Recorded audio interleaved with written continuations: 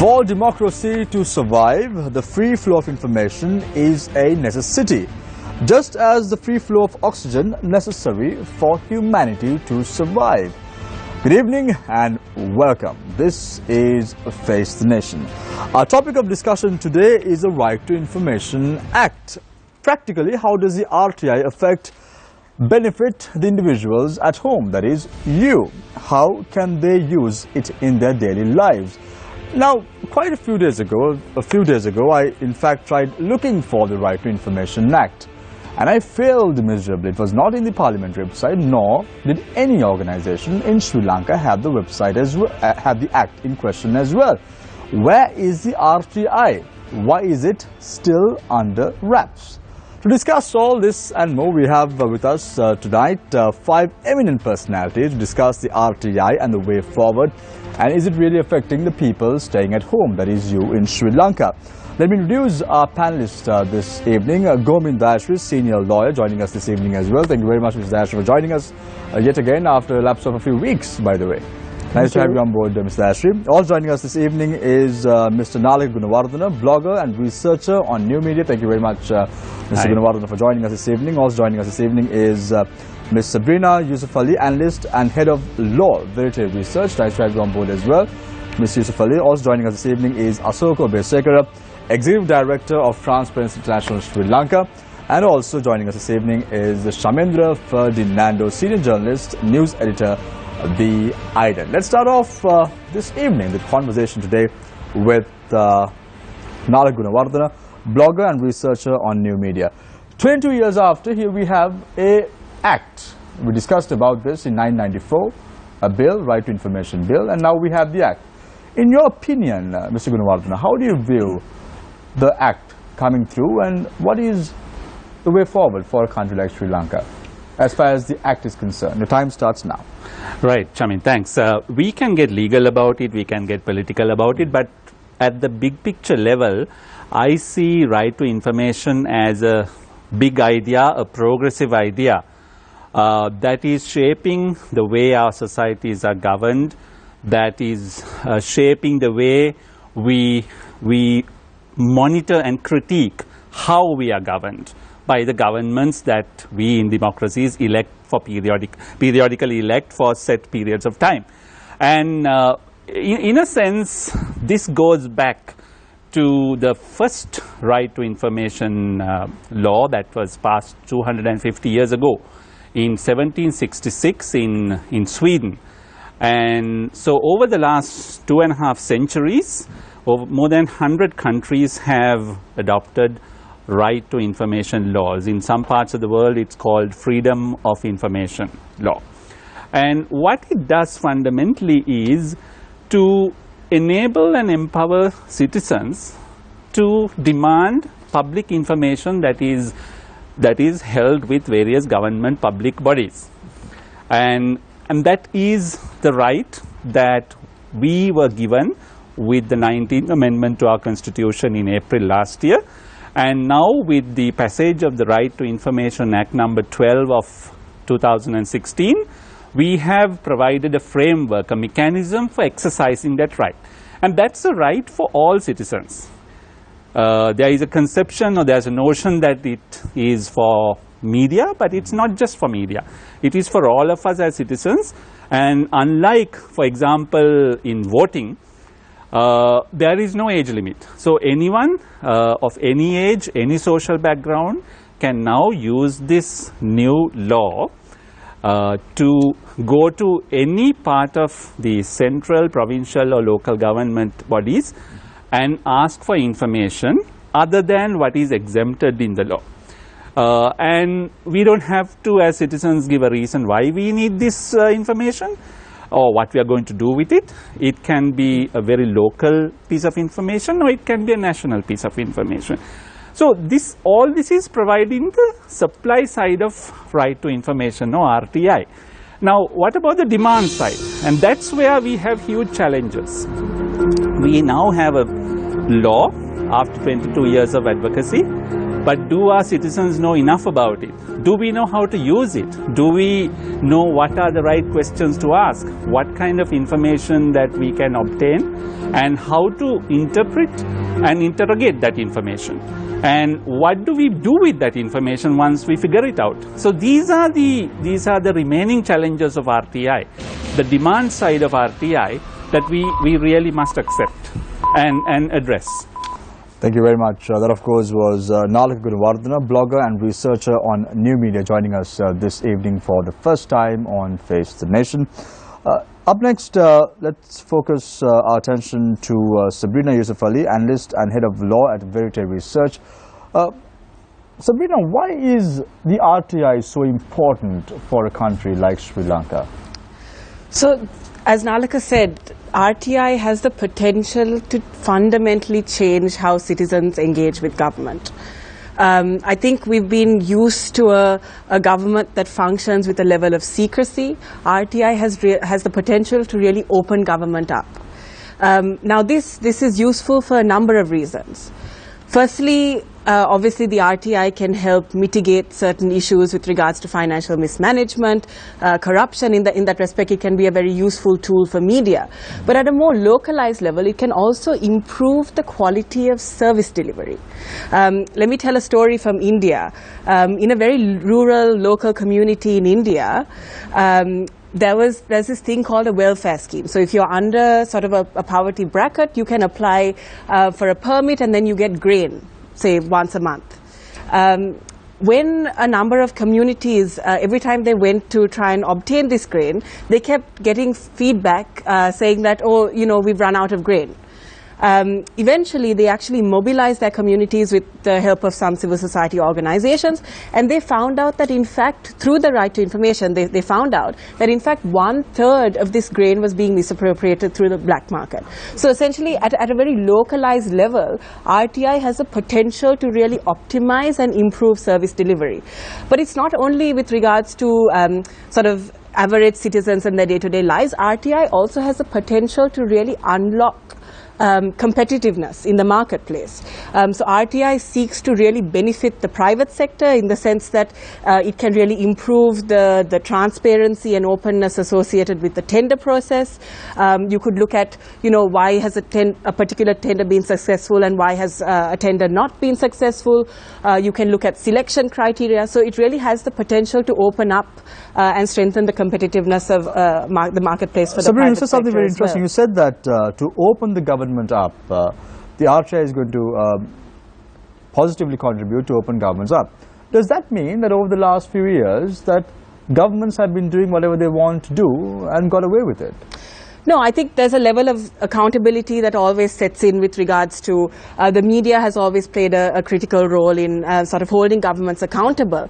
But I think if you look at a number of laws and provisions that we have in this country at the moment, it really seeks to infuse a culture of secrecy in how the public sector functions. If you look at the Establishment Code, for example, public officials that release information that could potentially cause embarrassment to the government can suffer some form of employment-related sanction. And I think that it's going to open the government up in two ways. One, through citizens requesting information, and two, with regards to government actually disclosing information proactively. So ministers are required to publish a report biannually pertaining to certain functions and particulars pertaining to their ministries. Additionally, 3 months before big projects are launched, there is a duty to report this to the public.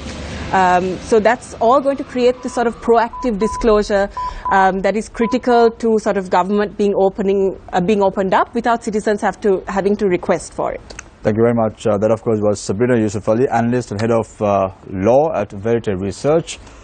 I now move my attention to Mr. Govind Dayasri, senior lawyer. Mr. Dayasri, will this be another piece of legislation adopted and passed by the Sri Lankan Parliament, or is it going to be used by the people, the journalists of Sri Lanka? I think more than the government or the opposition or politicians or the media, it should be a bill that should really, or an act that should really benefit the public. because I think it's the public that needs the most attention in today's context. And I think this is a great step. I laud it very much, because it's so great that I think this is one of the few bills that where the government and the opposition both voted for it. It went unanimously through. So that's a great step. And to whom should this credit go? Certainly not to the last government, because it is their acts that are being watched. Not to this government, because right during the time this was being passed, the Prime Minister in fact shamed an editor and said that he should on his own voluntarily withdraw from the post that he holds. And that was not a comforting thought for the press. But I give this credit to that grand coalition that brought this government to office, those children of good governance. They were the fighters. And this is truly a credit to them. And I lift my hat in offering the good work done by them in having this act in place. Having said that, yes. I wish to say, this act has extremely dangerous features. You asked whether this is a piece of legislation. This is in fact, made the first act of the nation. I read the particular section. The provisions of this act shall have effect, notwithstanding anything to the contrary in any other written law. Accordingly, in the event of any inconsistency or conflict between the provisions of this act and such other written law, the provisions of this act shall prevail. The first act of the nation. In other words, it overrides, overreaches, gives precedence to every other piece of legislation that this country has passed. And mind you, that is also legislation passed by the parliament, written laws. So why should this act gain that kind of prominence? Because all acts should be on par. This is a very dangerous provision. One may even argue that it's ahead of the Supreme Court, the Constitution, except for the fact that in the preamble to the Constitution there is the word, this is the supreme law, while the word here is written law, and written law has been analysed as law passed by any act of parliament. Mr. Astri, can the RTI, which has been now adopted by the Sri Lankan Parliament, be applied for past wrongdoings, to look into activities of ministries before? Unless there is a clause that gives retrospectivity, you cannot go into retrospective acts. But if there had been a clause, it would certainly be so. Otherwise, except in limited instances where penal laws are infringed or where taxation laws are infringed, like the BTT Act, there can be retrospective by interpretation of court. But this law, I have not seen the act in its true sense, but the bill does not show any retrospectivity. Why is that, Mr. Ashri? We still have not seen the act in question. Why? It's a very sad thing. In fact, I will be discussing the other aspects. This act is not going to, in a sense, give freedom to the journalist. It might throttle the journalist, because journalists will have a greater responsibility. But of course, there is this beneficial factor. It may be good for the public, but certainly I would say at this early stage that journalists will have to be very careful, both in defamation and every other law that is against them. They'll have to check their sources very carefully. They will be asked, did you go and get this information that is available? This was accessible to you? Did you go after it? No. And remember, in India we have a very vibrant press. Why? Because one is the people. The more people get educated, the vibrancy is in the English press. There are more newspapers, more journals. So if there is a larger number of people participating in that, undoubtedly there is a greater degree of what I would say transparency than in any other context. It's not laws that help, it's the kind of behavior that helps. Thank you very much, Mr. Gominda Ashri, senior lawyer, joining us this evening on Face the Nation. We now move our attention to Shamindra Ferdinando, senior journalist and news editor of The Island. Something quite interesting that Mr. Ashri said, the act in question is not going to give freedom to journalists as expected, and it's going to throttle the journalists. Do you agree, Mr. Ferdinando? I think it can help us. It can help journalists. It will, because if so you disagree with Mr. Ashri? On that point, no, certainly not, because I feel if we obtain some information from a particular source which cannot be revealed, we are in a position to send a set of questions to a particular ministry or a department and obtain information. Under this act, that person cannot refuse to respond to our questions. So we can use it positively to obtain information. But I must tell you, this act clashes with the OMP bill. Now, the government very proudly claimed that that they introduced the RTI Act, but we raised the issue whether the OMP bill, the Office on Missing Persons bill, can, there's a conflict between the two, this act and the bill, because the OMP bill very clearly says that this act does not apply to information obtained by the Office of Missing Persons. So there's a huge issue. I raised this issue with Dr. Jayampathi Wickramaratne also. So I think the government will have to address that issue. In addition to that, now we were told that immediately after this act was introduced, this bill was introduced, we were told that we have the 7th best act in the world, the 7th best. So I checked the other countries on the list, top of the list. It's except India, we have South Sudan, Sierra Leone, Mexico, Maldives, Liberia, Croatia. Now see, there's something wrong here. The NGO community told us repeatedly, that we are going somewhere there with EU countries or US, Britain. No. Now, according to this list, UK stands at 30, New Zealand 37, Sweden 41, 41st, then Canada 44th position, America 51st, then Australia 52nd position, and Norway, mind you, 60. So something wrong. If you check this list, Germany 100th position. So why on earth we fight and we claim that we have introduced such a huge, such a great act, when the countries there, America is even under Ukraine, Brazil, South Africa, Moldova, Nicaragua. Why? So I think we should examine whether this RTI can really help us, because the media, I believe, can function even without this, but it can definitely help us. Is it a way forward, Shamendra? Yes, it can help us. In which way?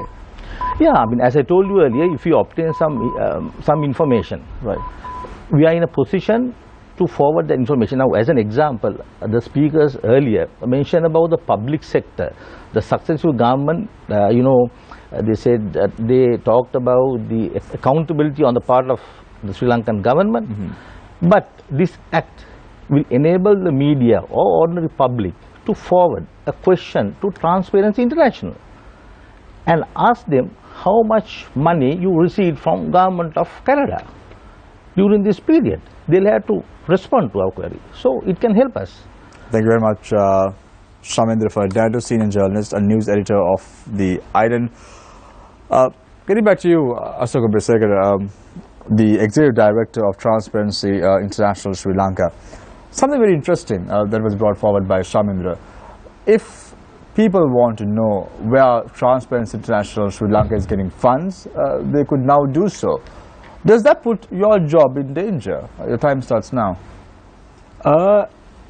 Actually, I don't think it does. And in fact, for the first time, Transparency International intervened in the Supreme Court in support of this bill.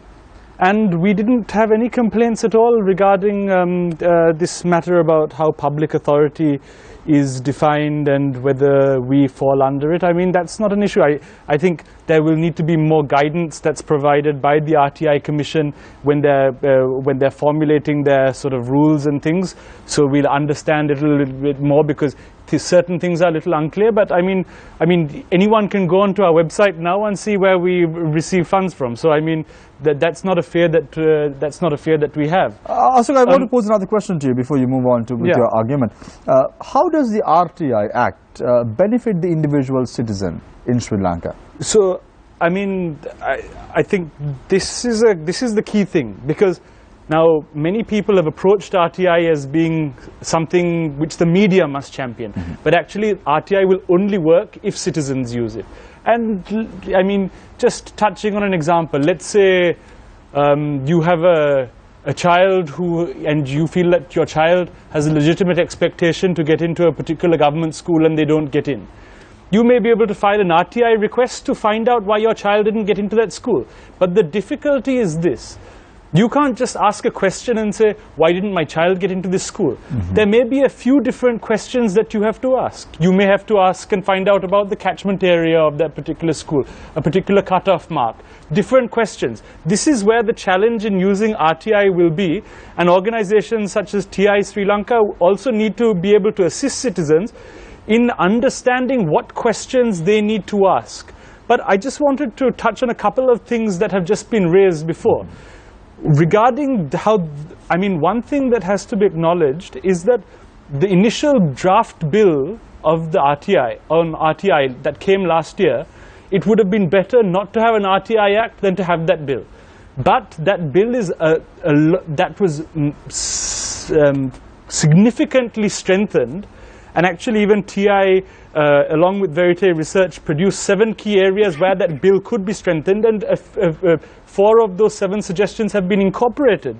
But just looking at section 36, I mean, if you looked at the initial bill, there was something to the effect of the fact that journalists could not take the publication of information through the RTI Act as an express consent to actually publish that information. That has now been reversed through advocacy of civil society. So, I mean, the media has been sort of unlocked there. But as Sabrina touched on, the elephant in the room here is about implementation.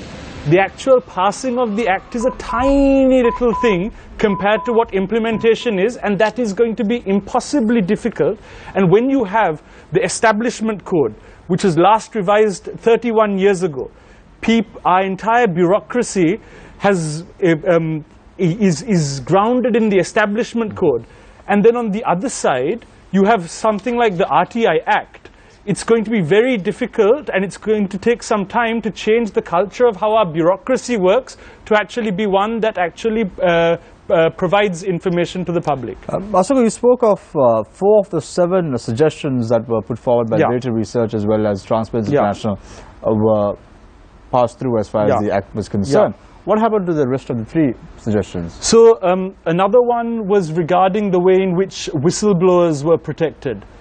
The whistleblower provision, what we were wanting was something a little rather progressive, and something that could have somehow tried to allow people to function within this Act, but also within the without having the Establishment Code hanging over their shoulders. That wasn't accepted. However, and I won't go into the detail on it, but there is an argument to say that the public interest provisions within the RTI Act could anyway apply to whistleblowers in any case.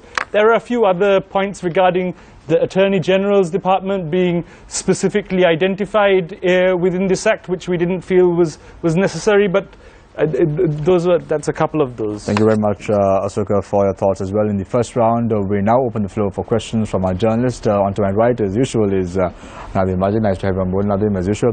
On to my far left is Faraz Shaukat Ali. Nice to have you on board as well, Faraz. Thank you. And then on to my immediate left is Sonali Banagabadri, who's also an attorney at law, joining us this evening. She's working as the manager of corporate affairs for Newsfirst. So let's start off with Sonali. Thank you, Shamir. Sabrina, my first question is to you. Now, the RTI in its preamble says it aims to foster a culture of transparency and accountability in public authorities. I'd like to quote one line from an article you wrote to the Bar Association Law Journal, which is due for publication next week. You say, drawing from experiences of countries such as India and Nepal, the implementation of the RTI bill is likely to be more challenging than its enactment. We are talking about Sri Lanka. Appointing information officers across public organizations in Sri Lanka, creating awareness among the masses, among the general public, the citizenry. Do you not see a massive disconnect between the act itself and its potential usage? Do you think it's even pragmatic for us to expect this to work? Thank you for that question. And I think that it's important to really understand that, as Asoka touched on, RTI really is only as good as its use. And the implementation is going to take a lot of work, both from civil society and from within government, to really make sure that citizens are able to both request for and access information. So a couple of things. Information officers are going to have to be trained. They're going to have to make complex calls between when to deny information, when to permit information. So I think they should be appointed from cadre that is essentially respected, have some sort of authority within their relevant public authorities. Additionally, I see a huge issue with regard to cataloging information that is currently stored in public authorities. Right now, I don't think that we have a uniform and comprehensible cataloging process for information that is stored in public authorities. Under the Act, information officers have to actually make a call on whether to accept or deny the information request within 14 days. Now, if you can't find that information in 14 days, you're going to skip your timeline. So I think it's really important that both data cataloging happens, and public authorities have a period of 6 months in which to gear up for this process. On the other hand, I think that a lot of the RTI sort of discussion and debate in Sri Lanka has really been focused around getting this legislation passed.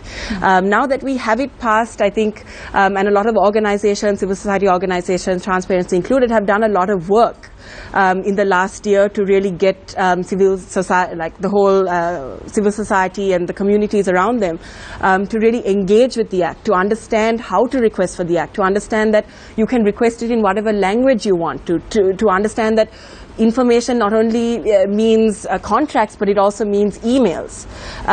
So I think and you're talking about things like over 4,000 public authorities that are going to be captured under this Act. So I think what we really need to impress on people is both the breadth and the scope of the Act that I think is going to be the next challenge. And I think in this respect, the RTI Commission also has a lot of work to do in terms of prescribing certain requesting regulations and things like that to really gear up the system to work. Sabrina, how far do you think we have to go to get the RTI away and beyond from the discussions at coffee tables and panel discussions, English-speaking audiences, to really the rural communities, to the Sinhala-speaking, the Tamil-speaking communities of Sri Lanka, who have the most use for this Act? Yeah, I mean, that's absolutely right. If you look at experiences in countries like India and Nepal, most of the RTI requests are actually filed by local communities, trying to sort of figure out how services are delivered, where resources are allocated. Why can your kid not get to school? Why is the road outside your house so bad? Why is your electricity going off every 2 hours? So I think that is the absolute that's going to be the biggest challenge, and I think the greatest gain of RTI, to really take it to people in more localized communities, to get local authorities engaged with this Act, and to really impress on people that you don't have to give a reason for why you're requesting for information. There are opportunities in terms of recourse if your request is denied. The fight doesn't stop there.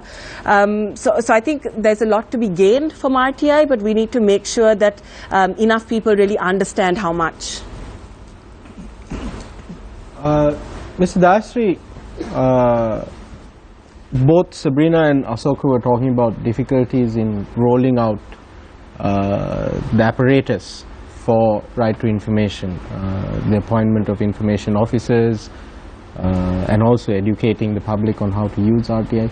Do you think that deadlines for the rollout should have been included in the Act itself? That it should have been detailed, specified in the Act? The 14-day rule, I think, has been now revised, that you can ask for extensions. I'm talking about the rollout of the infrastructure. Yes. The appointment of information officers, etc. Yeah. Now, that's a broader question. If I may say this, you see, as I told you first, that this is an act that will prevail over all other acts. So that certain acts that can destroy documents, like the Destruction of Documents Act, now will have to be suppressed. So first of all, I think the government and the state officers will have to understand the law relating to it, which law prevails over what. And then the next question that is equally difficult is, there are 4 stages of refusal. Now let us assume somebody very correctly, properly wants information sought. But for some reason the state authorities don't want to give that information. The first step is that you have to object to the information officer. He will then decide whether it should be presented or not. And if he refuses, then there is an appeal to the commission. And if the commission refuses, there is an appeal to the appeal court, from which it goes to the Supreme Court. Now all this would mean that the relevant information will not be available for several years, knowing the slow process of litigation, unless you accelerate that. And if you try to do this, my fear is the whole system will collapse.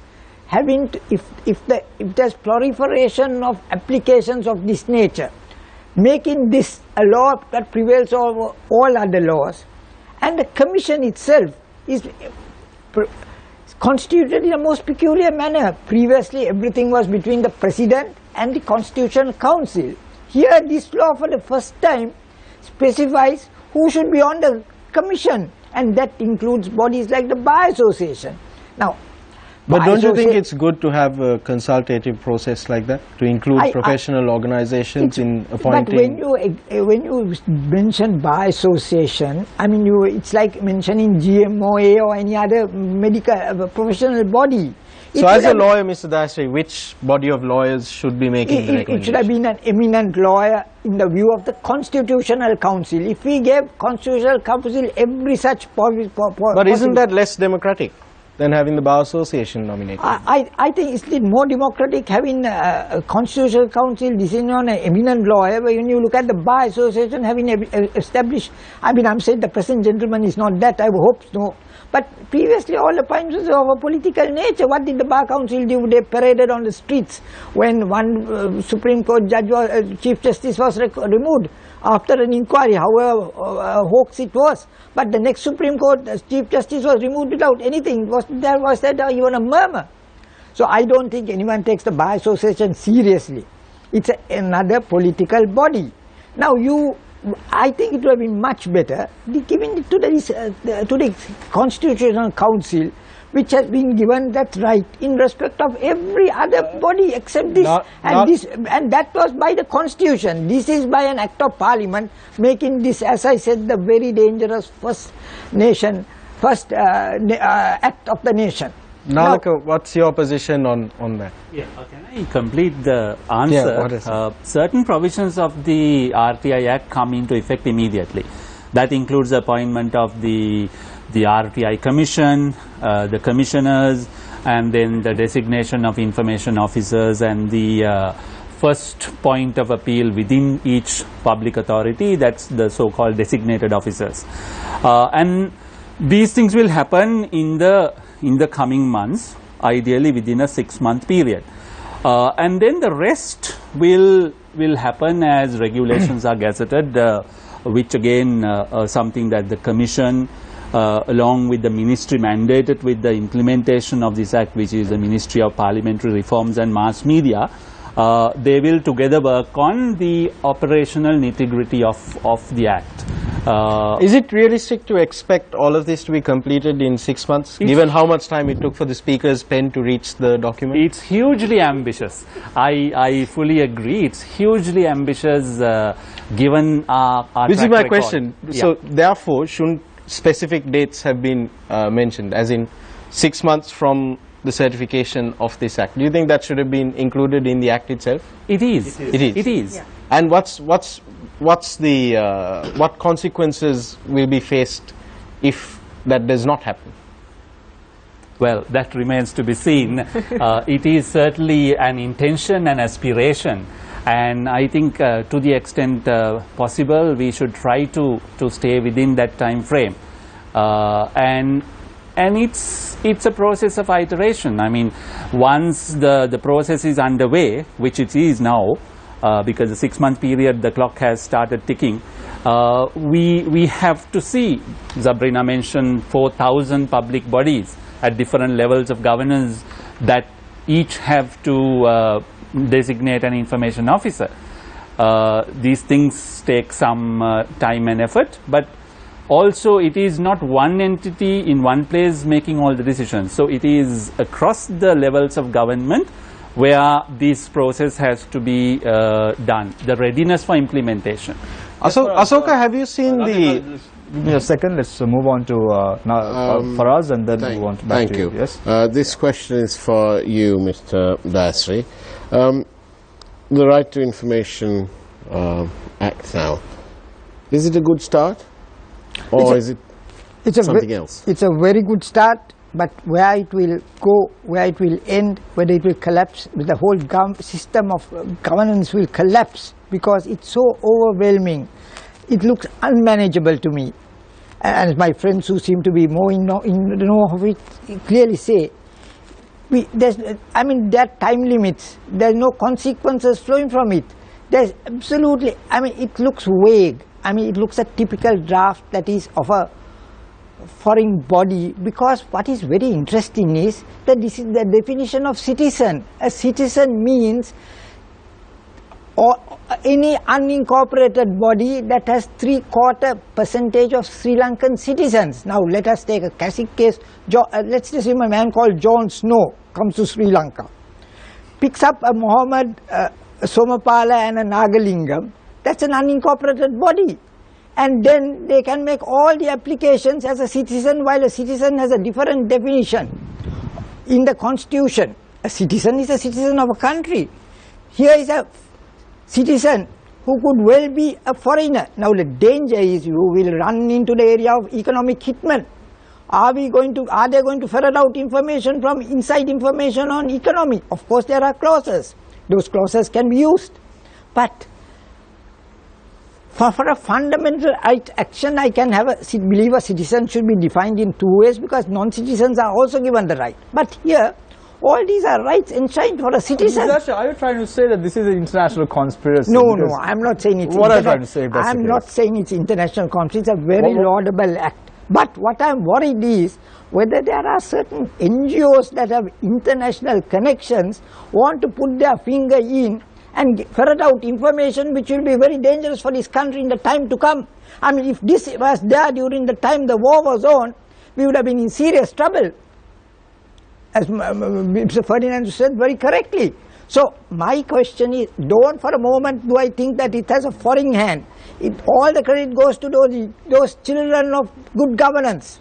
They must be credited with it. But within that framework, have the NGOs crept in? Have they got their fingers? Why should this definition be given to a citizen?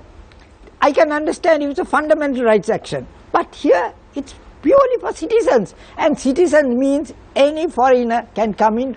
Unincorporated bodies, all you need is 4 persons. Asoka, the bill that we saw did not contain strong whistleblower protection. You just mentioned that as well.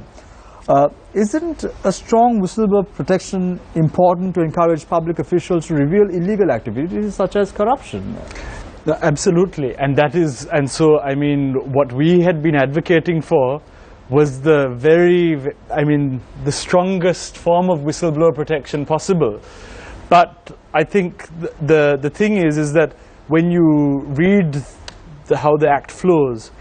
The public, the idea that something is released, information is released, the public interest override can be used to allow any information to be released. This is not something which has been sort of discussed at length, but there is the potential for that. Because at the moment, the issue is this. At the moment, the way the whistleblower provision reads is that an information officer, if they want to proactively disclose information, they have to look at the information, ask themselves the question, could this information have been requested? And if they think it could have been requested through a request, then they can unilaterally publicly disclose How that. important is it in the transitional justice process, Asoka, where public officials might reveal information relating to human rights violations? How important is it? That is probably important. I mean, it's not an area, I must say, I have given a great deal of thought to. But this issue of public interest override and how where the public interest is, where it vests, is going to be a very, very challenging thing going forward. Because I mean, ultimately, information officers are going to have to determine what is in the public interest. I mean, they do have the opportunity of referring things to the Information Commission, and then within 14 days getting feedback from the Information Commission as to on any of these areas which they may have questions on. But it will be very challenging. Shalin, what are your thoughts on this? I must tell you that we have not, this country, our political parties have not really studied our RTI, right? Now, according to the OMP bill, the Office on Missing Persons bill, it says the provisions of the Right to Information Act shall not apply with regard to such information. Why? We are told that under RTI you can access anything, but if the government of Sri Lanka is looking for a person who is hiding somewhere, say overseas or here, if he can be located, his whereabouts cannot be revealed. Why? Something wrong here. Now we are talking about the information, the right to know. Now see, the people, Assange, Julian Assange, is hiding in Ecuador embassy in London because he revealed information. So we see Western powers, some countries, some NGOs abroad fund local players. They propose and they back and they campaign for this, right? But their countries, you can see Germany way down. You just check the countries, the last 10 countries. Where is that list from? It's actually I obtained from Nalaka that there was a press conference given by a seminar. So I checked the thing to see that we were told that we are right on top. We have the 7th best Right to Information Act. To see down there, you have Austria 105th position. Who's number one? Now see, I told you earlier. See, Serbia. Then you have Croatia, Liberia, El Salvador, Sierra Leone. I mean, Yeah, I would agree. I mean, I would see, agree. I just want to tell you, if we want to join a team, join a club, there must be some EU countries or Japan, China. Not necessarily. Yeah, Not yeah. necessarily. I mean, I think the point We're is not, this. we're not really joining a club. No, I agree actually. I mean, this whole thing about rankings and scorings is actually a nonsense, because that's just looking at legislation, and actually legislation really means very little without implementation. So, you know, you can have any form of legislation. So all of these rankings and Sri Lanka being 7th and everything else is actually, I mean, it really shouldn't be given much attention at all. It's all in the implementation. But I would say this, on the Office of Missing Persons, on the Office of Missing Persons point, I mean, I must say I'm not an expert on the OMP bill or anything of that sort, but I think what it's doing there is there is a fundamental issue regarding how witnesses provide information. And I believe the Office of Missing Persons Bill is really incorporating these particular provisions with regards to the fact that witnesses are not protected. We have a history of not protecting witnesses. Are you saying yes, Sabrina, your thoughts on actually, this? just to clarify that point, the OMP bill doesn't actually exclude the application of RTI in its entirety. Right. It excludes the application of RTI with reference to information supplied in confidence. Now, this is still a bill. So there's no, I mean, it's not final, and I'm not willing to comment on it. There's no definition of what in confidence means. But I think it's, as Asoka mentioned, it's absolutely critical that we understand what we're dealing with. We understand our particular context where information that was supplied in confidence has been leaked and victims have been put in danger. So I think when we make these calculations, it's really important to not let sort of victims be jeopardized by a particular person. Your thoughts on this? Yeah. See, you must realize that this OMP bill is part of the agreement the government of Sri Lanka reached in Geneva. We have 4 separate systems to address the accountability issues, right? So, if some person is hiding or he's either here or overseas, if the OMP personnel locate that person, his ID must be revealed, because they talk about 65,000 missing persons, right? So this country is accused of either killing or murdering 65,000 persons. Some of these people are hiding. They have different names. I can give you one name. Kuma Gunaratnam. Right? In 2013, when they claimed that he was abducted by the army and he was killed, the previous government was accused of that killing. But today we know he is alive. He carries a different passport. He is a Sinhala Buddhist. He is Noel Mudalagi today. There are thousands of cases. Thank you very much for your thoughts, gentlemen and lady, in the first round. Yes, Mr. Very quickly, I'll give you 30 seconds. Yes. Since you referred to me, what this ranking is all about is, it's a matter of benchmarking. There is an academic organization called the Center for Law and Democracy in Canada that looks at RTI laws worldwide and assesses it under 7 headings. So when our draft bill came out in December last year, they looked at it, assessed it, and our draft bill received 120 out of 150 possible total marks. And the other RTI laws have evolved over the last many decades. The concepts of RTI have evolved in that time, so therefore it is not a direct comparison with any other RTI laws in the world. It is merely benchmarking and showing where our law can actually still improve. So we have 30 more points to become the best in the world, if, Thank you very much, if that's the benchmark. Thank you very much, Nalaka, for your thoughts as well in the first round.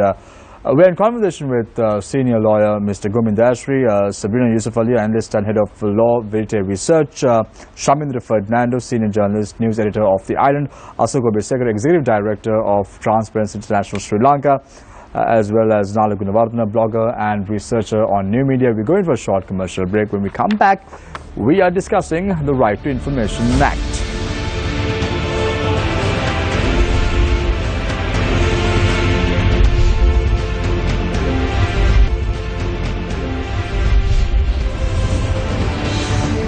Welcome back. This is Face the Nation. Let's start off the third round with senior lawyer Mr. Gomin Dayasri. Mr. Dayasri, how can people, ordinary citizens of Sri Lanka, use the RTI in their daily lives? How can they do it? Can they do it? That's very important, because now, according to certain political personnel, this is rank 7.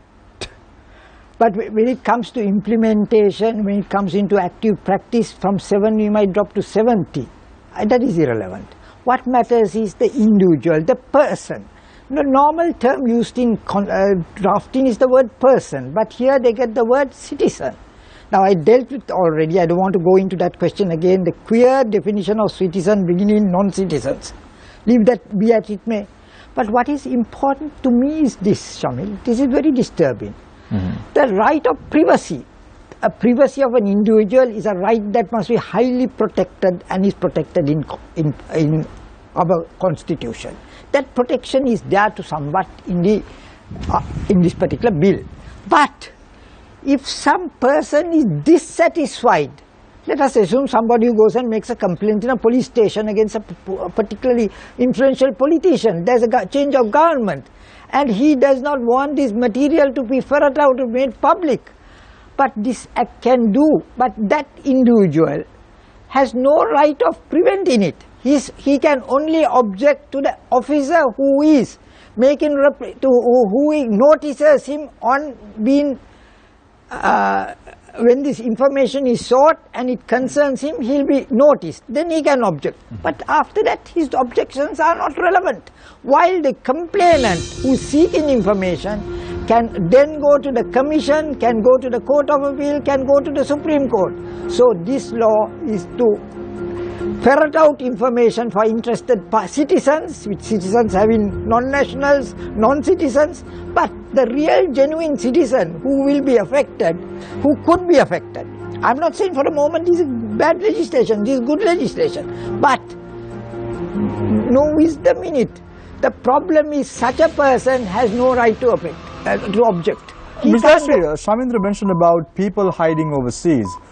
Can the Act in any way get information about people hiding overseas, speak to foreign countries and get information? Is that allowed in No, it is not, because it's only the authority in Sri Lanka. You can't go and ask for foreign mission, foreign country for information. That is not within this Act. I mean, understandable. Territorial jurisdiction is such. I will support Nalaka on that point. I mean, we can't go and penetrate into other countries and ask for information from those sources. That is not possible. I mean, to that extent, it's justifiable. But what about the individual who has, I mean, let us say somebody wants to investigate an investigative reporter like my friend. He has no defense. He can only raise an objection, I don't want. That objection will be recorded.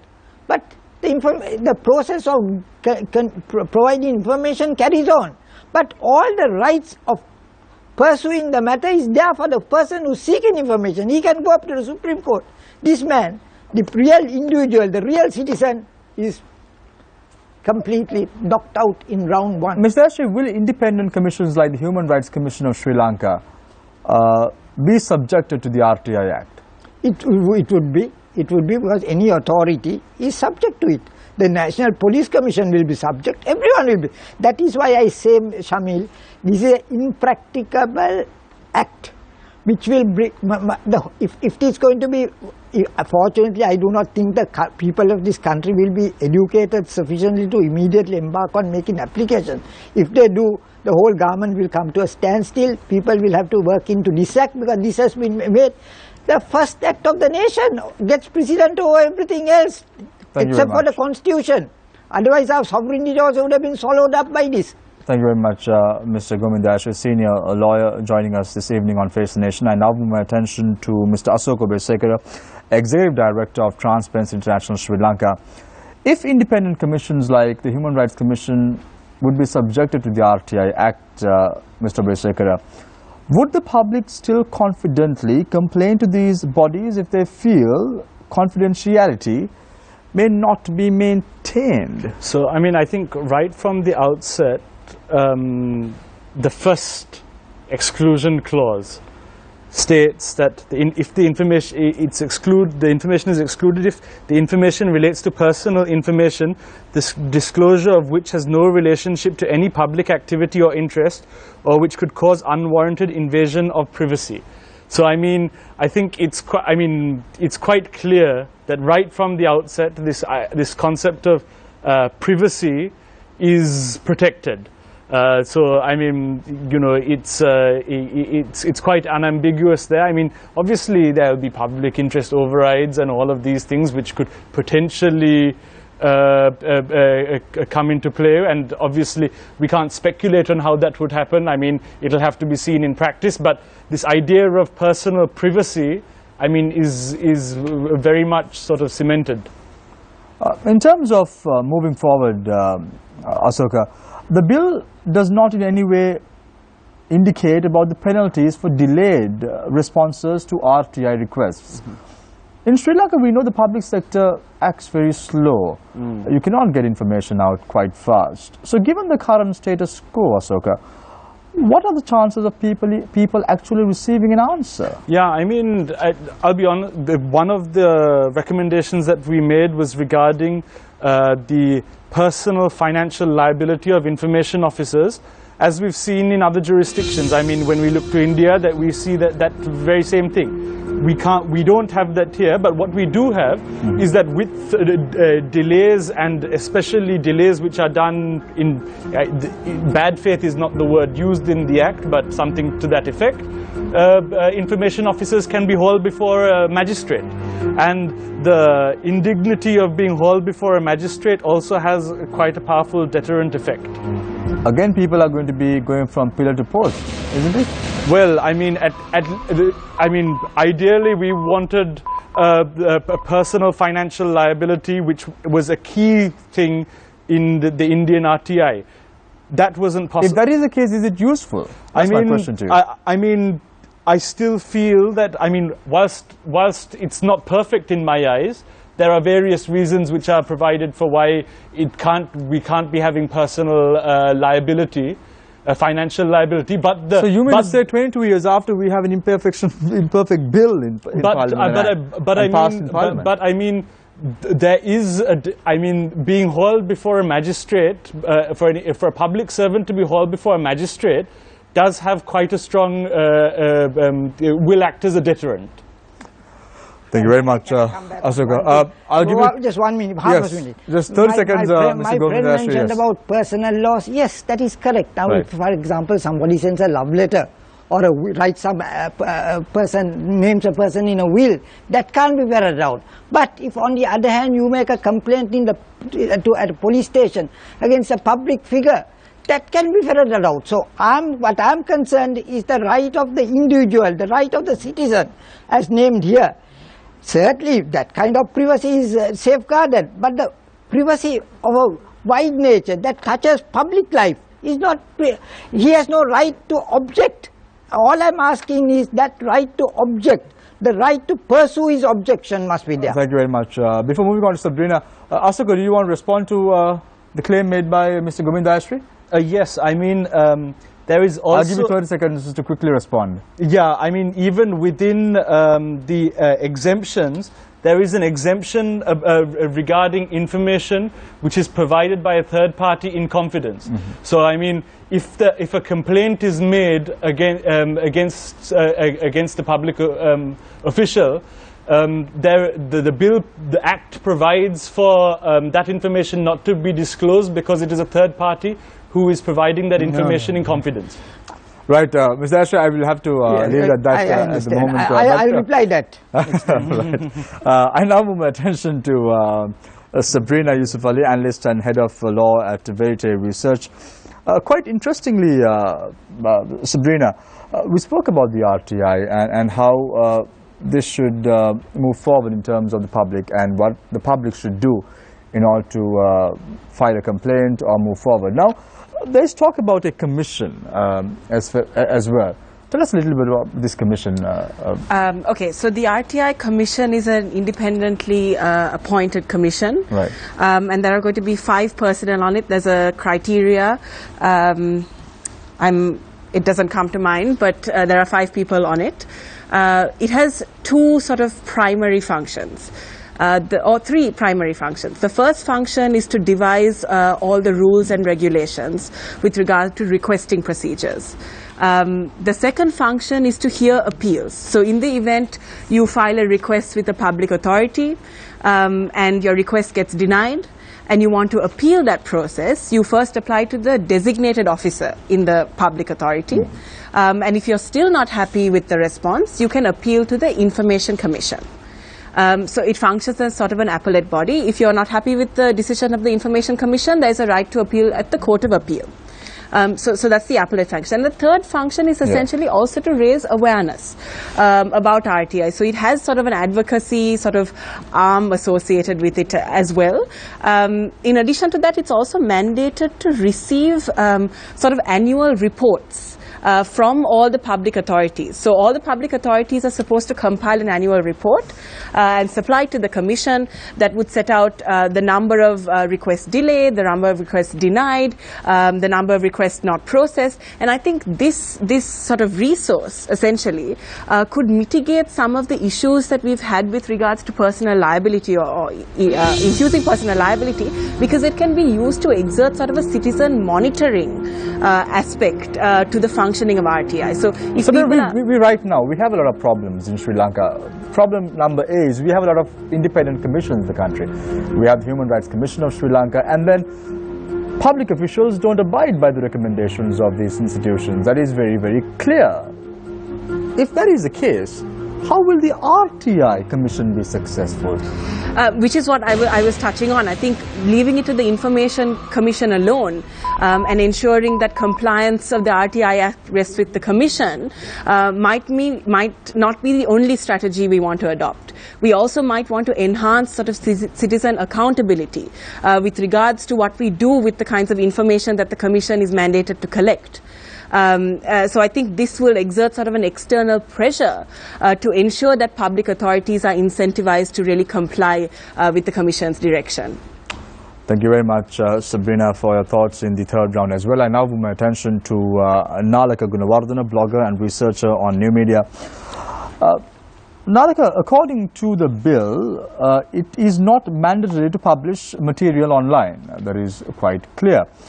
Even the Act is not accessible at the moment. You cannot even go to the Parliament website and even access the bill in question, even the Act in question, even days after it has been passed by Parliament.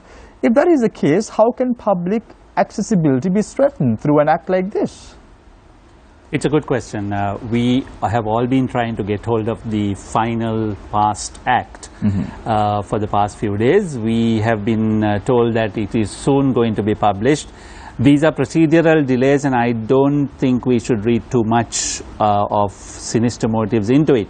The fact of the matter is the Speaker has signed and given assent to the final Act.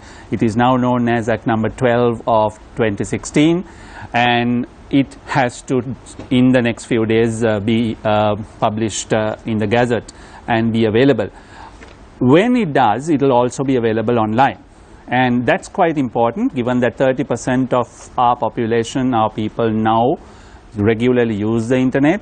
Many young people, the children of good governance that Mr. Dasri mentioned, are using the web to access information and to share information. So this is quite important. The public authorities are at the moment not obligated to publish their information or their proactive disclosure of information on the websites. That is, I think, what you picked on. In time to come, when the regulations under the Act are formulated and gazetted, we hope this little oversight can be fixed. Increasingly, more and more public bodies are publishing their information on their websites.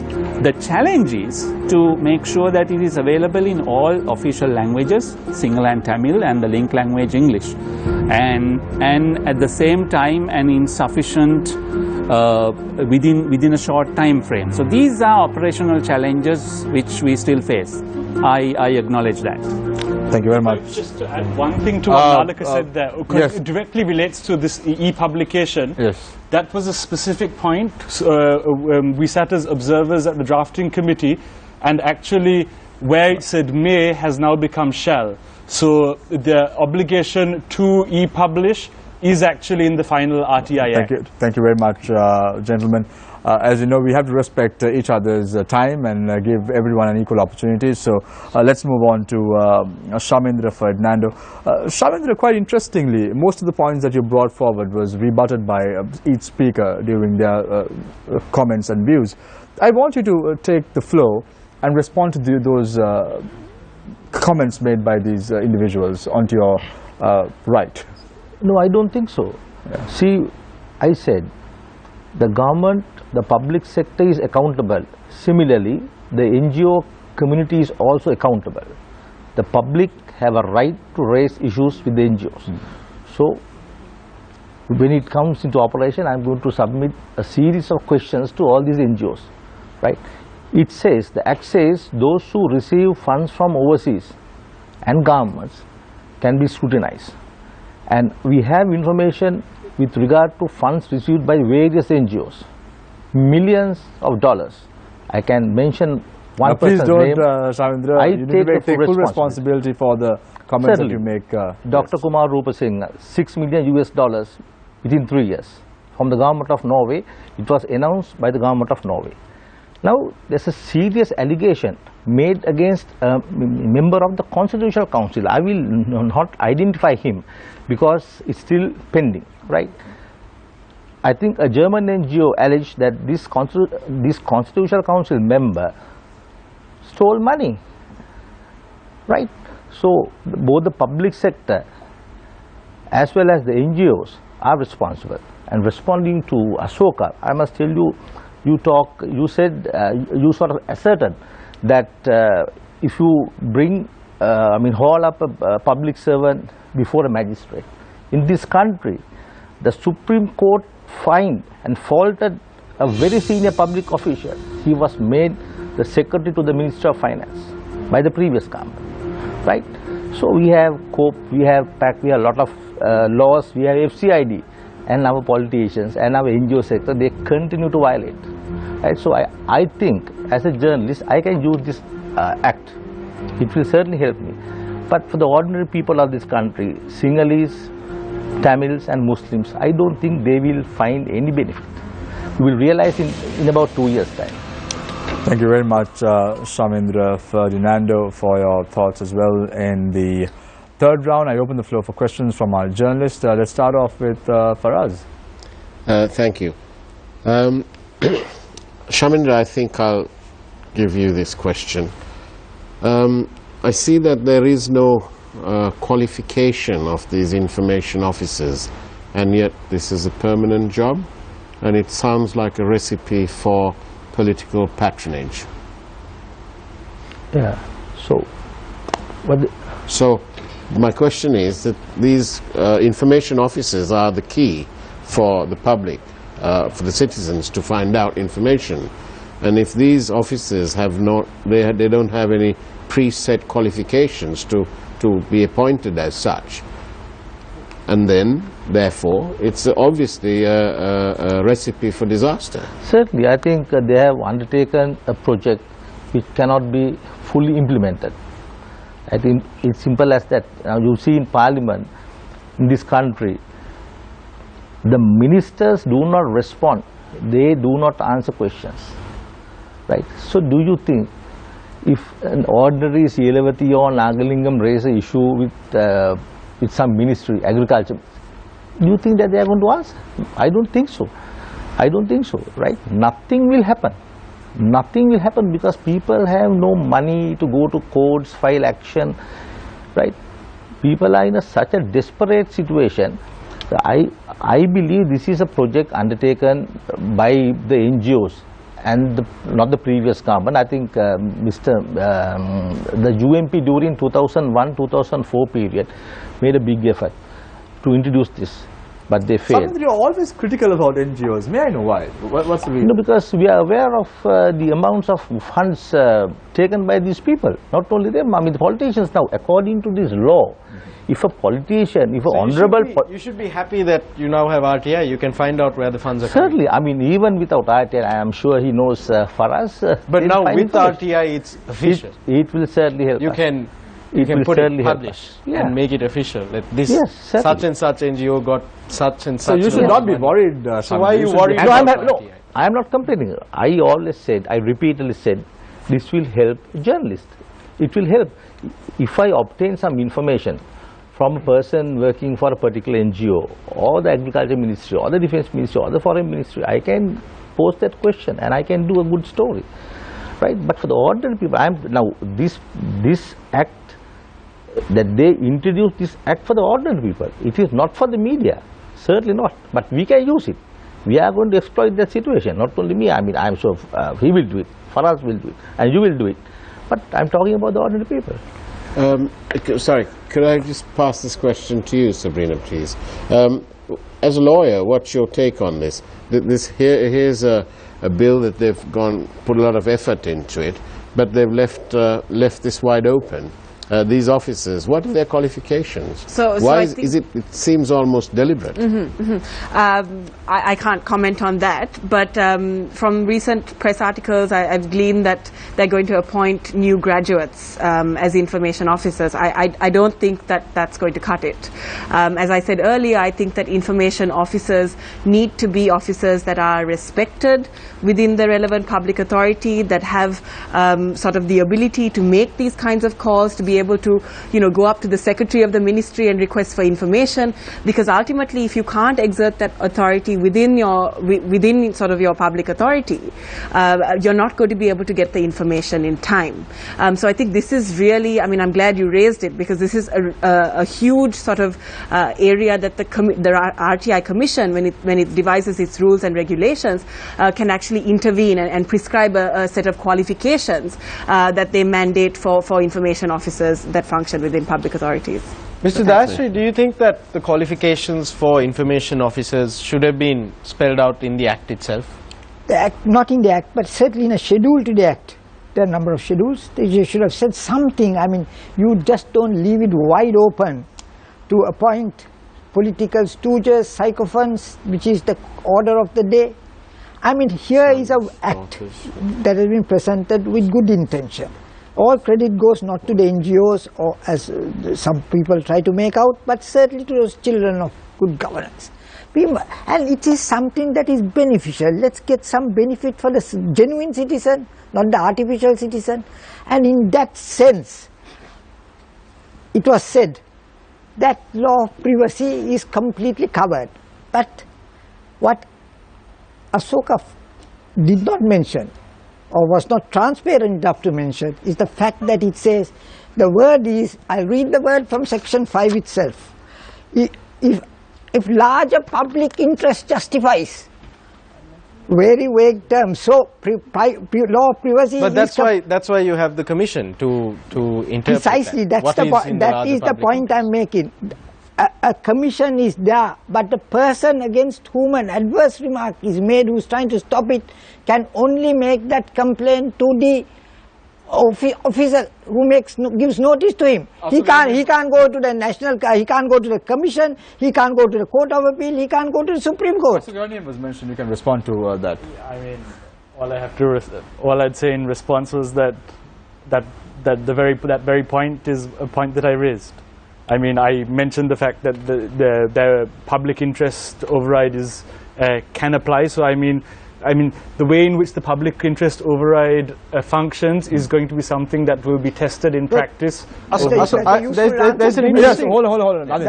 useful answer to me. I take it from him. Also, there's a very interesting, because we're talking about how there is a public interest override. We're talking about how the qualifications for information officers have not been spelled out. But none of us have actually seen the final act. There were amendments that were made in Parliament. Are you aware of what the amendments were? Yes. So there were amendments such as the mandating of e-publication. One particularly interesting amendment which was made, and it's a point that we advocated for, but I must say we didn't spot it, was that for disappeared persons, under the draft bill as it initially was, the logic, when you took it to its logical conclusion, the disappeared person themselves had to request the information. So the way in which the final act will read will allow the families of disappeared persons to request information on their behalf. Yes. No, I just want to tell you, see, the decision with regard to the release of information will not be taken by this information officer. We must realize a secretary or some some higher up is going to take that decision. They are just creating some 8,000 jobs, I think. People, they don't have any power. I am telling you, please take me seriously. They don't have any power. But good that 8,000 youth, I sincerely hope the people will get those jobs, otherwise they will pack the thing with their people. They will not have any authority. The decision will be taken by somebody else. Dr. Nalaka, is there a real danger that this will happen? Well, I don't think it has been said anywhere that 8,000 will be newly recruited. It is also entirely possible for existing officers with sufficient qualifications and experience to be redesignated as information officers, and to me that is far better option, because you need a certain level of experience with the public sector, certain amount of gravitas within an organization to deal with the seniors, the heads of department, the secretaries, to facilitate public requests for information. So a middle level public official with some experience would be best. Yes, Sonali?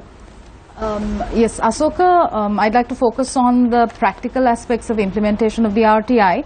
Section 23(2) says, every information officer shall deal with requests for information made to the public authority and render all necessary assistance to any citizen making such request to obtain the information. Now, the rendering of necessary assistance is the point I want to draw your attention to. Do you believe our public service is really ready to extend this courtesy? That's my first question. If not, how do you believe we can create an attitudinal paradigm shift in the public service? Yeah, I mean, it's not going to be like flicking a light switch. It will take time, and I mean, I completely agree with the concerns that Shamindra is also mentioning. I mean, information officers, what's their next line of appeal? The next line of appeal is a designated officer. That designated officer and the information officer, maybe that, as someone mentioned the other day, they may have been having breakfast together for the last 20 years. So I mean, those sorts of concerns will be there. Touching on that particular point on rendering service, I mean, you focused on 23(2). I'd also touch on what's in section 24, where it says that provided that where any citizen making a request under this subsection is unable to, for any reason, to make such request in writing, such citizen shall be entitled to make the request orally, and it shall be the duty of the appropriate information officer to reduce such requests in writing on behalf of the citizen. So things like that, those are the sorts of examples of how the information officers can provide assistance. I mean, even if it's not in writing, the information officer has to take on the responsibility of converting what is mentioned to them orally into the request in writing. So I mean, it's issues like, it's things like that. But you're quite right in saying that changing this system and how information officers suddenly become also helpful to members of the public when 1 year before they were just saying no to everything. I mean, it is going to be an evolution. Ms. Dastri, it takes time. Asoka brings out a very valid point. You know, Rome was not built in a day. It took some time. So such a bill also would take time to penetrate the mindset of the people of Sri Lanka. So it's always good to give it some time. Don't you think so? Yes, I think it's good to give time, because otherwise if time is not given, the whole edifice must collapse, might collapse, because it's built on such steep hill. Whether one could mount that is another question. But my real fear is that will this be used, especially in fundamental rights actions. Now I'm thinking now as a lawyer. You have to present all material that is available to you. What is the position if a person fails to get information which is accessible to him now in the law? He fails to do that. There could well be attempts to prolong the proceedings to enable him to obtain information. It may be knocked out on the basis of failure to make necessary disclosures, because now material that was unavailable is available. That is the same objection I said that the journalists, the media will have to face. Ms. Dastri, we saw several cases in the past. We saw Chandrika Bandaranaike versus Singha Ratnatunga's case. Then we saw Manik De Silva's case as well taking place, taking center stage over the last 3 or 4 decades in Sri Lanka. Criminal defamation, is that included in this particular bill in question? No, criminal defamation does not exist in this country. After Singharatna Stunga's case, it was knocked out. If you remember, these are all matters that come within the purview of contempt of court. These are cases where, if you remember, attempts were made to try these cases in court, in the parliament. That did happen. If you remember, there was a case against Mr. Hamid who was seen rowing a boat in rather suspicious circumstances. The editor of Daily News, a very respectable gentleman, was called to the well of the parliament. Parliament held the sittings and he was punished. Now that is a very dangerous situation for a journalist or for some individual to get involved with. But my question here is, this particular bill casts greater responsibility. In a sense, it may be good for the public, because a journalist may not be able to run haywire. But at the same time, journalists will be necessary for them to seek the necessary sources for their information. They can't come without that. But at the same time, when it comes to a public interest litigation where there must be full disclosure of available material, the question may be asked, this material is available to you from these sources, what did you do to obtain such information? But you don't have to reveal the source. You don't reveal sources. I think that is a... So journalists are protected? No, I'm not... What is protected, Shamil, is the source of information, the name of the... But the information is not protected. Yes, Nalika.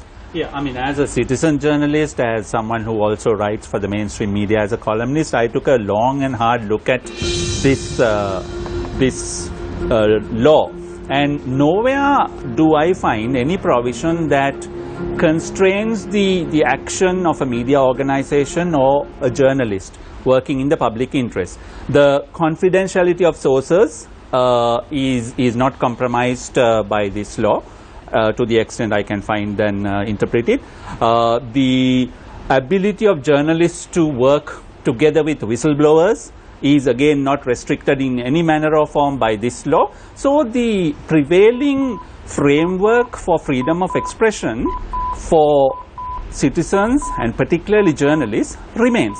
If anything, this law, the right to information, strengthens that framework in that whereas earlier they had to resort to all sorts of personal contacts and ways and means of accessing information, now in addition to those, they can also, journalists or as citizens can submit official RTI requests and go through that process as well. Sonali? Yes, Shamir, I'd like to follow up my earlier question to Asoka by drawing a parallel, since we have several legal professionals as well in the room. I'd like to draw your attention to the access to legal documentation. Mr. Dasri, if a lawyer or a citizen were to go to a record room to obtain certified copies of case proceedings, there's a lot of bureaucracy there itself, and it takes a long time to get the copies. So do you believe that the judicial system too needs to be brought into this culture of openness envisaged by the RTI? Actually, if you ask for any court document, the courts are compelled to give it to you. It may take time, but that is why there's a lot of bribery resorted to. I mean, that kind of problems will be there. But here the question is, certain information that may have not been available outside the structure where information was available now is open to the public. Is now open to the public and open to the journalist. So journalist sources, they'll have to be more careful. They will have to ensure that, I don't agree with my friend Nalaka, because as it is, journalists will have to be more responsible in obtaining the necessary information. It may be they may be unable to get, but they will at least be compelled to say, we made an attempt and it was not forthcoming fast enough. But the problem I have is, in judicial proceedings, where the principle of full disclosure is necessary, parties can be penalized if they have not obtained material that is now available, because, for example, if a party in a Supreme Court case where there has to be full disclosure, like a writ application, you are expected to get all the necessary information from available sources. Now here is a new source, wide open, sprawling source. You do nothing, or you fail to do that. I mean, you have to understand the simple people may not know this, but some lawyer can take objection. So this will be, what I say is, even if it does not succeed, it will be a source for dilatory tactics. Nalaka, do you want to respond to that, or can I move on with my other question?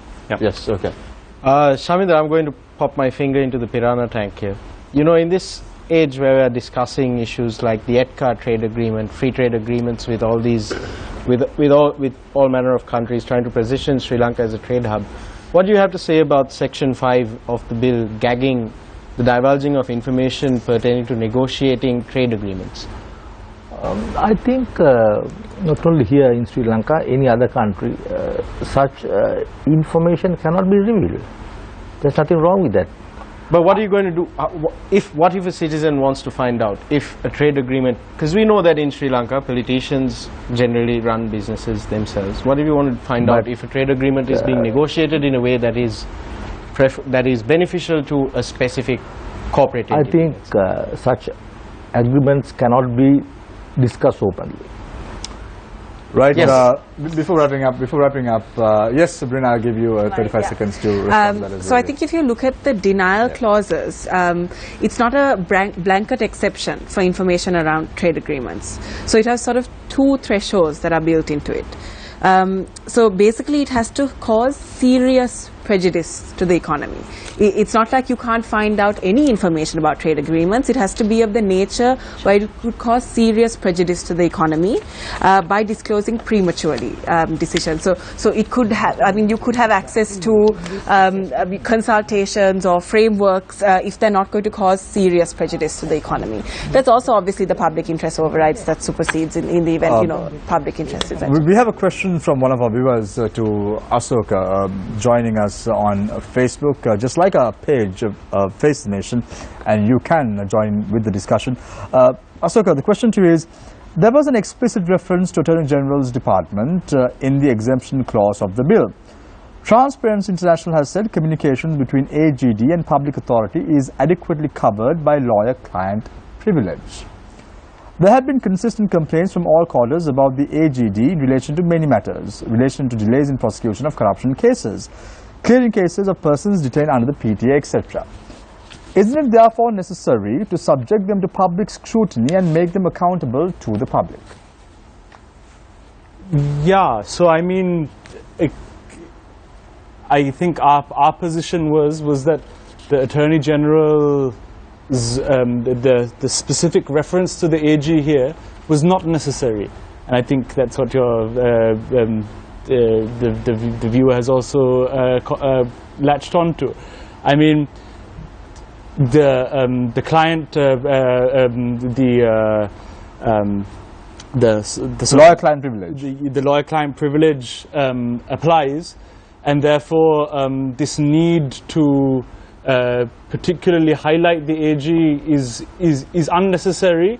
And I mean, when it comes to but that said, it is clear that on, let's say, where the AG is conducting a case and is having to sort of construct its arguments and things of that nature, I mean, it is clear that for a pending case, the idea of disclosing the information that they have in their hand, which they are using in their case, I mean, the fact that those aren't made public, it would make sense.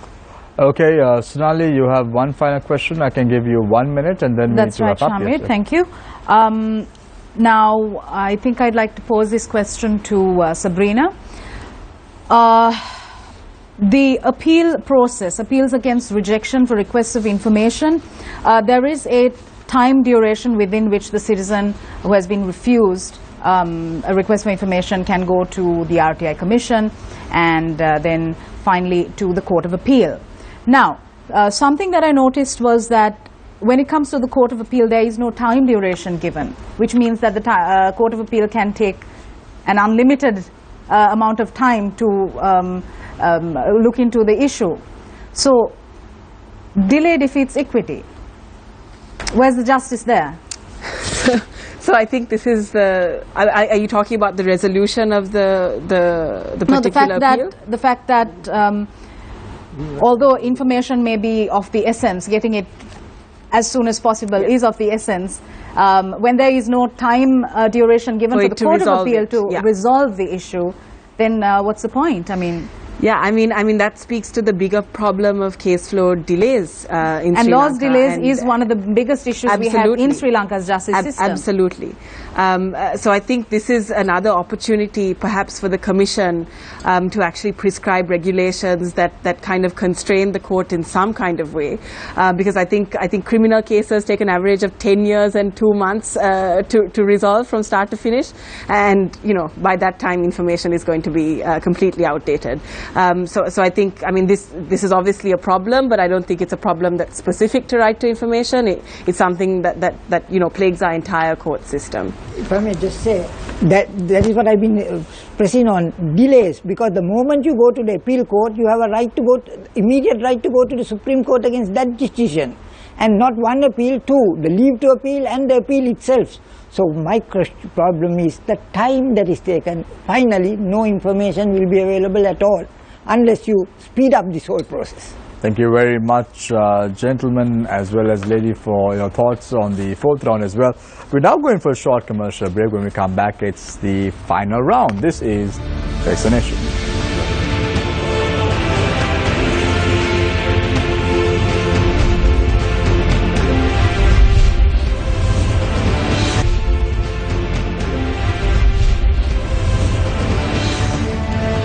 Welcome back.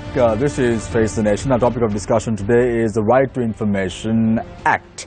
Let's start off the final round with Shamendra Ferdinand, senior journalist as well as news editor of The Island. When it comes to whistleblower protection, Shamendra, what are your thoughts on this? How must the RTI, it's now an act, you really can't make any changes to it, but in the future, what changes do you want to see in the act? No, I think it can help us in a big way. Any information we obtain from a particular source, right, can be checked with a person, with a ministry or an NGO, right? So until they make such appointments, I think we have the power, I mean the ability to forward such questions to Asoka or somebody running Sarvodaya, or Mr. A.T.R. Ratna, you know, like that. So I mean, we can really exploit this situation, the media. But for the ordinary people, I don't think it will make a difference with these politicians. It will not, certainly not. Because you will, within about 6 months' time, you will realize, you take the 19th Amendment. We were told when they implement it, everything will change this country. But if you go through the 19th Amendment, it's there. You know, it was brought to restrict the number of cabinet ministers to 30 and deputies to 40 or 45. Now today we have 100 ministers because the act says when the two major parties get together, the parties with the two largest number of seats, they can appoint any number of ministers, right? That is 19th Amendment. So I don't see a big difference. You know, these acts will not change this country. Thank you very much, Shamendra, for your thoughts in the final round. I now move my attention to Mr. Nalaka Gunawardana, blogger and researcher on new media. Nalaka, what needs to be done to increase public awareness on the Right to Information Act? A great deal has to be done at every level, including those who are more literate and more educated, and going right down to the grassroots. At all levels of society and across all ages and across the different socio-economic groups that make up this country, we have to raise awareness that there is now a law that any citizen can use to get information from any public authority pertaining to local level problems that have been affecting them. So I would say, in terms of summing up, that this is a bit like the RTI Act that we have just passed. RTI glass is less than half full. We need to work a lot more from the demand side, certainly, to make sure that citizens realize that there is a glass like this, and that each and every citizen request for information that is filed from the near future will slowly fill the RTI glass of water. And it's not going to happen overnight. Tonight we've heard some of the worst case scenarios. I hope many of them will not come to pass, but it's good to be cautious, good to be aware of the possibilities. And in the end, the bottom line is government of the people, by the people and for the people should also be accountable to the people. RTI enables us to do that. Thank you very much, Nalika, for your thoughts in the final round as well. I now move my attention to Sabrina Yusuf Ali, analyst and head of law at Verite Research. Sabrina, in Sri Lanka, we have a long entrenched culture of secrecy. In that atmosphere, what needs to be done to ensure that the RTI really works? It needs a short answer. It needs to function. But I think that, and this is sort of the paradigm shift that we're going to have to go through. We're used to a government that's default position is closed. We're used to asking for information and then getting no for an answer. We're used to having to use sort of different channels to try and obtain information that essentially should be in the public domain. So I think that if we are really serious about our public accountability project, the first step in ensuring greater public accountability is greater access to information. But I think moving on from that, and I think it's also important to look forward, information should also be translated into knowledge. Information should also be translated into questions that we can expect answers from. And I think this will slowly build public confidence in the utility and use of the RTI. Thank you very much, Sabrina, for your thoughts in the final round as well. I now move my attention to Asoka Besekar, Executive Director of Transparency International Sri Lanka. Asoka, what is the way forward for a country like Sri Lanka? Now we have a bill which was discussed 22 years ago. We have an act. What must the government really do now? So I think we can be positive that we have an RTI Act. I mean, in many countries, you sometimes have an act which you just prefer not having any legislation at all than having the act. Here we had a bill which is weak, and it's a lot stronger. And one thing is there's been a great deal of commitment from the drafting committee, but also a great deal of commitment from civil society and others in strengthening this bill. However, we should be cautiously optimistic here, because implementation is going to be impossibly difficult, and it will take time. I think the one thing is that civil society must ensure that it doesn't get co-opted here. Because really what we've seen here is that government has given a piece of legislation. Now we can say, my goodness, this has been a 22-year process.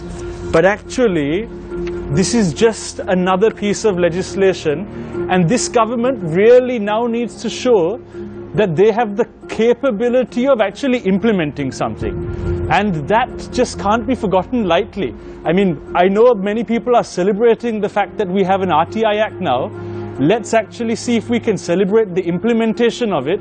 I have grave doubts, but let's see if government can actually do that, and civil society must continue to push for it. Thank you very much, Asoka, for your thoughts as well in the final run. I now move my attention to Mr. Gomindashri, senior lawyer.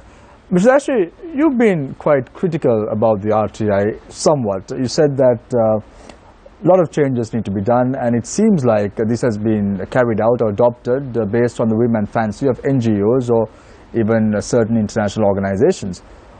What must the government really do now? What must the public do now? What is the thinking that you have in mind? What must we do? I'll be very short. Let me give a snapshot of it. I think this is a very well-intentioned laws that are drafted for the purpose of transparency, which is very essential in our society. But sadly, very sadly, it has been done by people who have no practicality or pragmatism. And there have been too many tom-tom beaters. And I think, let us hope it won't happen, but that they get a lot of egg on face. Because this show clearly illustrated the weaknesses more than the value of the RTI. What really matters is RTI is very important to this country. But the way it has been presented has made its downfall more likely, as today's show revealed. Let us hope it will not happen. Thank you. Thank you very much, Mr. Dashri, for your thoughts as well. Thank you very much, Shamindra Ferdinand, for joining us this evening, Asoko Besekar for joining us this evening, Sabrina Yusuf Ali for joining us this evening as well, and thank you very much, Nalika Gunawardana, for joining us, and thank you very much, Mr. Gomin Dashri, for joining us this evening as well. Thank you very much, Nadeem, and thank you very much, Sonali. She's also an attorney at law, just to place it on record. Faraj Taukarel, tomorrow morning, 7 a.m. TV1. Who's the guest? The one and only, the inimitable Sarat Amunugama. What will you be discussing tomorrow, Faraj?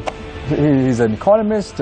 He knows what he's talking about. We should be discussing the state of the economy, finances.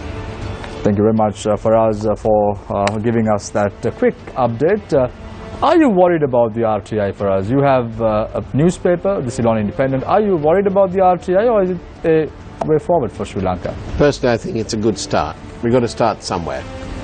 It's a good start. We have to start somewhere, and the RTI is the way to go. I leave you tonight with a quote. The people of any country have a right to know every public act, everything that is done in a public way, by their public functionaries. They are entitled to know the particulars of every public transaction in all its bearing. Take care and good night.